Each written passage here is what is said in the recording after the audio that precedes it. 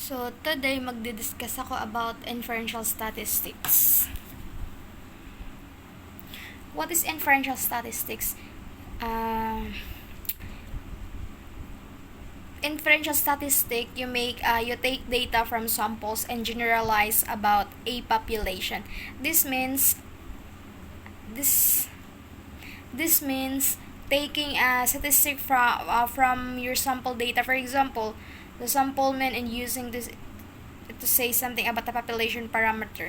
So ito yung sinasabi na random sample data taken from population to describe and make inference about the population.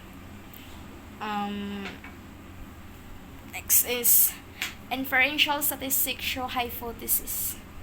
So, hypothesis testing is a form of statistical inference that uses data from a sample to draw a conclusion about a population parameter or a population probability distribution. So, ito yung allows you to draw a conclusion about interpopulation based on a value representative. So, ito yung mga nila.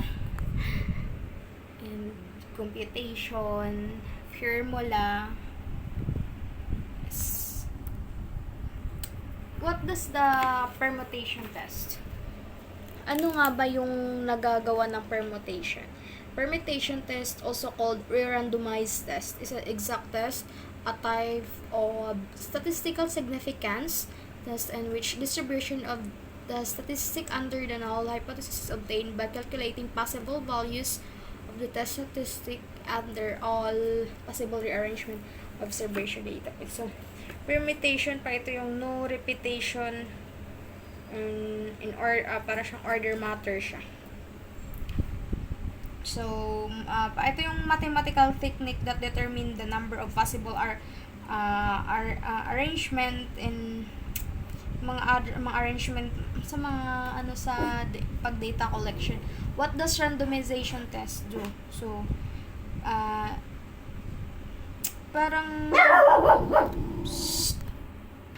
randomization is like it is a permutation test based on randomization or random assignment where the test carried out the following way, such as a difference between means, measures, and observations.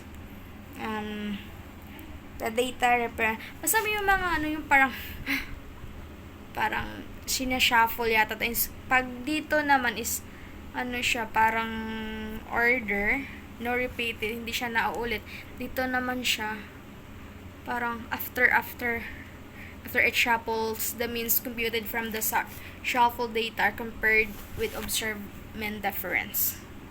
So ito yung mga example nila, mga chart. So, what is the difference between permutation and randomization test? In the literature of terms randomization and permutation are used interchangeably, with many authors citing permutations, aka randomization test, or vice versa.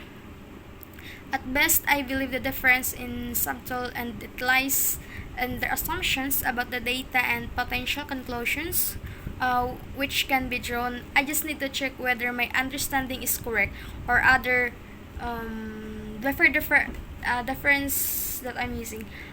Permutation tests assume that the data is sampled randomly from the underlying population distribution, the population model. This means the conclusion drawn from the permutation tests are generally applicable to other data from the population. Randomization test or randomization model permit us to drop the inflexible assumption of the typical psychology research random sampling from a specific distribution. However, that means the conclusion drawn are only applicable to the sample used in its test.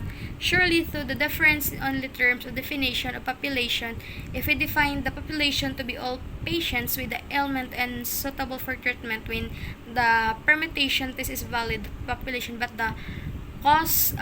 because we restricted the population to those which are suitable for treatment, it's released randomization test.